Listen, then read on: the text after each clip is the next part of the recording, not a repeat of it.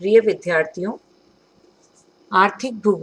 आर्थिक एवं संसाधन भूगोल की इस कक्षा में आज हम आर्थिक भूगोल की नवीन प्रवृत्तियों के बारे में चर्चा करेंगे। मैं डॉक्टर सुमन बड़ोला, आपके भूगोल की सह आचार्य। पूर्व में मैं आपको क्लास में बता ही चुकी हूँ कि आर्थिक भूगोल विषय के अंतर्गत मनुष्य की मूलतः आर्थिक क्रियाओं का अध्ययन किया जाता है। ये आर्थिक क्रियाओं में वो सभी क्रियाएं सम्मिलित होती हैं जो मनुष्य अपनी प्रकृति के साथ क्रिया प्रतिक्रिया करके अपनी आवश्यकता के अनुसार उन कार्यों को करने के लिए करता है, चाहे उसमें आखेट हो, पशुचारण हो या कृषि हो अथवा किसी भी प्रकार के उद्योगों की स्थापना हो। वस्तुतः मनुष्य इन प्राकृतिक दशाओं से समायोजन करके अपनी स्वयं की इच्छाओं, चॉइसेस जिसे कहा जाता है, उनका चयन करता है एवं अधिकतम लाभ की आकांक्षा करता है। तो इस प्रकार से हम यूं भी कह सकते हैं कि आर्थिक भूगोल में विभिन्न उत्पादन के प्रतिरूपों, पैटर्न्स, प्रतिक्रियाओं एवं कारकों का अध्ययन किया जाता है। वे सभी क्रियाएं जो मनुष्य आर्थिक लाभ के लिए करता है, भौतिक संसाधनों का उपयोग करता है, अपनी तकनीकी ज्ञान की विविधता के कारण इस धरातल पर विभिन्न इकोनॉमिक लैंडस्केप को जन्म देता है, जिसे हम प्रादेशिक क्षेत्रीय विभिन्नताओं का अध्ययन करना भी कहते हैं, क्योंकि भूगोल वस्तुतः धरातल पर सतह पर पाई जाने वाली क्षेत्रीय विभिन्नताओं का अध्ययन करता है। Geography study about where, what it is and why। इन सब प्रश्नों के उत्तर देने में भूगोल इसी प्रकार से आर्थिक भूगोल मनुष्य की आर्थिक क्रियाओं के साथ जुड़ा हुआ है। यहाँ हम आर्थिक भूगोल की नवीन प्रवृत्तियों को समझने का प्रयास करेंगे। प्रारंभिक काल में आर्थिक भूगोल में समस्त प्रत्यक्ष रूप से जुड़ी हुई आर्थिक घटनाओं को, उन क्रियाकलापों को जोड़ा गया था। जैसा कि हमने भूगोल की परिभाषा में भी समझा था कि भूगोल वस्तुतः प्रारंभ में उत्पादन और उससे संबंधित सभी क्रिया से जुड़ा हुआ था। तत्पश्चात भूगोल के अंतर्गत विभिन्न प्रकार की उन सभी आर्थिक क्रियाओं की स्थानीय, राष्ट्रीय और विश्व स्तर की अवस्थिति के विवेचन के साथ साथ सामाजिक कल्याण का उद्देश्य भी सम्मिलित हो गया। तो वर्तमान में हम ये कह सकते हैं कि आर्थिक प्रक्रियाओं की स्थानिक अभिव्यक्ति के साथ साथ आर्थिक भूगोल में वैकल्पिक स्थानों में वैकल्पिक उद्देश्यों हेतु संसाधनों के आवंटन का कल्याणकारी दृष्टिकोण भी जोड़ दिया गया है, जिसे इको डेवलपमेंट या सस्टेनेबल डेवलपमेंट भी कहा जाता है। तो इस प्रकार वर्तमान में भूगोल में आर्थिक भूगोल के दर्शन और प्रकृति में बहुत अधिक परिवर्तन आया है और भूगोल में कई नई प्रवृत्तियों का चयन हुआ है। हम स्लाइड पे देख रहे हैं economic geography as interdisciplinary subject. यह भूगोल की विशेष प्रमुखता है, जो भूगोल स्वयं भी इंटरडिसिप्लिनरी सब्जेक्ट है, जो कि प्राकृतिक एवं मानवीय सभी अध्ययनों के साथ जुड़ करके सामाजिक विज्ञानों से और प्राकृतिक विज्ञानों से अंतर संबंधित है। और वस्तुतः हम यूं कह सकते हैं कि भूगोल is also a bridge working between natural sciences and social sciences. इनके बीच में एक ब्रिज का कार्य करता है। इसी प्रकार से आर्थिक भूगोल आर्थिक अध्ययन से समाकलित उपागम, integrated approach in economic studies. वर्तमान में जितने भी आर्थिक अध्ययन किए जाते हैं, अन्वेषण किए जाते हैं, उनमें सिस्टमैटिक एवं रीजनल दोनों ही अप्रोचेस को काम में लिया जाता है। क्रमबद्ध एवं प्रादेशिक। राष्ट्रीय सरकारों द्वारा भी यही कार्य को अधिक प्रमुखता से लिया जा रहा है। जैसा कि मैंने आपको पूर्व में कहा कि आर्थिक भूगोल में व्यावहारिक उपागमों का प्रयोग बहुत अधिक बढ़ गया है, क्योंकि भूगोल को मनुष्य के हित में, आर्थिक क्रियाओं को, उनके निर्णयों को मनुष्य के हित में काम लेना ही महत्वपूर्ण उद्देश्य हो गया है। आर्थिक भूगोल में वर्तमान में क्वांटिफिकेशन इन ज्योग्राफी, मात्राकरण भी बढ़ गया है। विभिन्न मात्राओं का, मात्रात्मक विधियों का, स्टैटिस्टिकल मेथड्स का उपयोग किया जाने लगा है और इसके कारण जितने भी आर्थिक अध्ययन और अनुसंधान होते हैं उन्हें साइंटिफिक स्तर पर समझा जा सकता है। इकोनॉमिक ज्योग्राफी में एक महत्वपूर्ण तत्व अभी जुड़ा है जिसे कहते हैं आर्थिक भूगोल में प्रतिरूप या मॉडल्स इन इकोनॉमिक ज्योग्राफी। जितने भी रिसर्च और नए अनुसंधान किए जा रहे हैं उनमें आर्थिक योजनाओं का पूर्व अनुमान लगाने के लिए मॉडल्स या सिमुलेशन की प्रक्रिया बहुत अधिक बढ़ गई है कि यदि नगरीकरण बढ़ता है तो इस मॉडल के अनुसार, पूर्व की गति के अनुसार आगे अगले 30 सालों में किस प्रकार का नगरीकरण बढ़ेगा, किस दिशा में बढ़ेगा, या कोई भी जो भौगोलिक परिदृश्य है, जो आर्थिक इकोनॉमिक लैंडस्केप है, उसका स्वरूप पैटर्न किस प्रकार का होगा।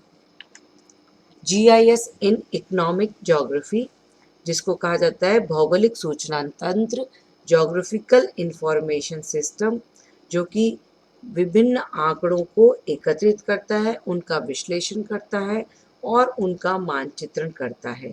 तो वास्तुतः जितने भी भौगोलिक आंकड़े हैं उनको विश्लेषित करना और उसका मानचित्र के द्वारा प्रदर्शन करना, यह भौगोलिक सूचना तंत्र द्वारा बहुत ही अधिक आसानी से और सही होने लगा है। इसी के साथ ही भूगोल में कार्टोग्राफी में भी एक नई तकनीकों का आने से बहुत ही अधिक परिवर्तन आया है, क्योंकि डिजिटल मैपिंग और थीमेटिक मैप्स जो बनने लगे हैं उससे विभिन्न आर्थिक आंकड़ों का प्रदर्शन आलेखों, आरेखों और मानारेखों के द्वारा किया जाना संभव हो पाया है, जो कि बहुत ही impressive presentation of geographical data है। वर्तमान में हम इसको डे टू डे लाइफ में बहुत अधिक काम में ले रहे हैं और इकोनॉमिक ज्योग्राफी का महत्वपूर्ण जो उपयोग होने लगा है वो है आर्थिक नियोजन में।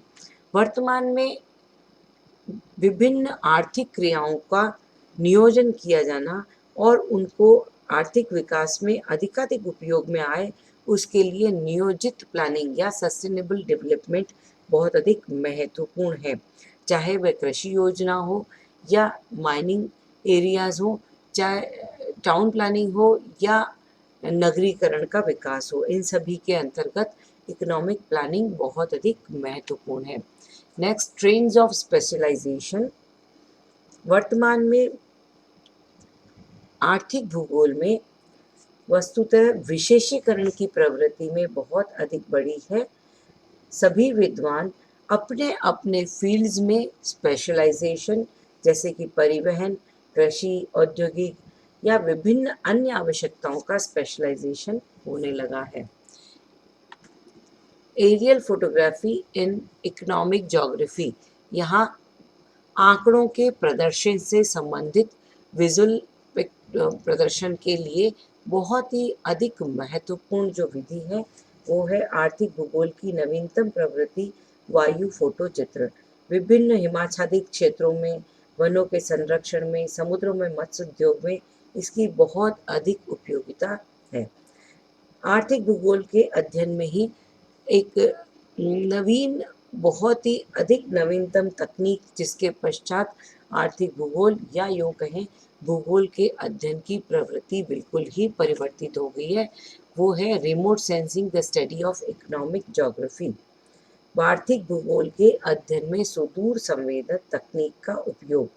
यह तकनीक जो कि 1960 के बाद तीव्र गति से विकसित हुई है, इसके अंदर हमें ऐसे उपकरण प्राप्त हो गए हैं जिसके द्वारा हम कृत्रिम उपग्रहों की सहायता से धरातलीय वातावरण, भूमि के उपयोग, प्राकृतिक संकट और भूविज्ञान संबंधित कई तथ्यों का मानचित्रण, उनकी पहचान, फसलों की सुरक्षा इत्यादि कार्य को हम आसानी से कर पाते हैं।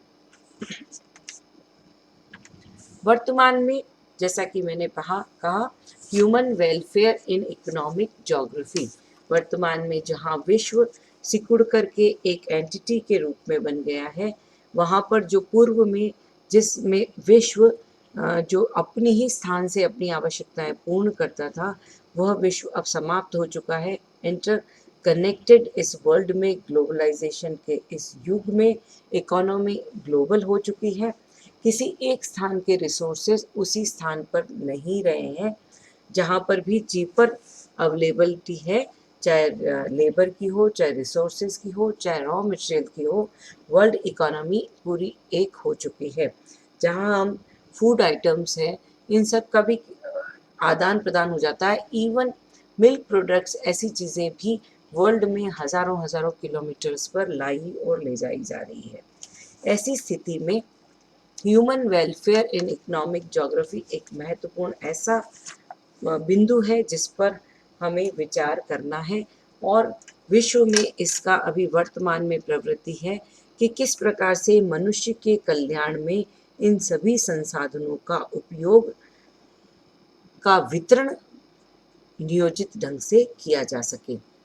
नेक्स्ट पॉइंट है economic geography and sustainable development. As I said earlier कि आर्थिक अध्ययन में अनेक समस्याएं जैसी कि हमें देखने को मिल रही है, विभिन्न प्रदूषण की समस्याएं, खाद्य एवं जलापूर्ति की समस्याएं, मरुस्थलीकरण की समस्याओं, इसके साथ साथ संसाधनों की समाप्ति की समस्याएं, संसाधनों के दोहन के स्थान पर शोषण की समस्याएं, जो कि विकास के स्थान पर विनाश की ओर ले जा रही हैं। ऐसी स्थिति में आर्थिक भूगोल में पर्यावरणीय विनाश को किए विकास अर्थात समविकास को भौगोलिक चिंतन के केंद्र में रखा जाने लगा है, और वर्तमान में आर्थिक भूगोलवेत्ता विभिन्न संसाधनों में सम्मेलनों में रिसोर्स कंजर्वेशन की बात करने लगे हैं, और वर्तमान में समस्त अध्ययन को मानव कल्याण के परिप्रेक्ष्य में रख करके किया जाने लगा है। सिर्फ आर्थिक भूगोल में आर्थिक लाभ पर ही जोर न दे करके पर्यावरण एवं संसाधनों के संरक्षण के संबंध में भी नवीन प्रवृत्तियां प्रारंभ हुई है, क्योंकि पर्यावरण की गुणवत्ता बनाए रखना, क्योंकि पर्यावरण जो कि असीम संभावनाओं का भंडार है, जो कि हमारे आर्थिक विकास की रीढ़ है, जो कि समाज संसाधनों की जननी है। ऐसी स्थिति में पर्यावरण प्रबंधन से ही हम पर्यावरण को बचा सकते हैं और शाश्वत आर्थिक विकास, सस्टेनेबल इकोनॉमिक डेवलपमेंट की ओर जा सकते हैं। और सर्वाधिक महत्वपूर्ण है आर्थिक प्रादेशीकरण, इकोनॉमिक रीजनलाइजेशन की। आर्थिक प्रादेशीकरण की अवधारणा में यह माना जाता है कि उत्पादन संश्लिष्ट किसी उत्पादन क्षेत्र के किसी एक क्षेत्र में केंद्रित होना, नियोजित होना और उसे प्लानिंग करके उस क्षेत्र का विकास किया जाना चाहिए। किसी भी क्षेत्र में प्राकृतिक संसाधन, ऊर्जा के संसाधन, रॉ मटेरियल्स उपलब्ध हो सकते हैं, परंतु उस क्षेत्र की भौगोलिक घटनाओं के साथ साथ उस क्षेत्र के सांस्कृतिक विशिष्टताओं को बनाए रखते हुए किसी एक विशिष्ट क्षेत्रों की पहचान करना, उन्हें पहचानना, उनका विकास करना ही बहुत अधिक महत्वपूर्ण है। धन्यवाद।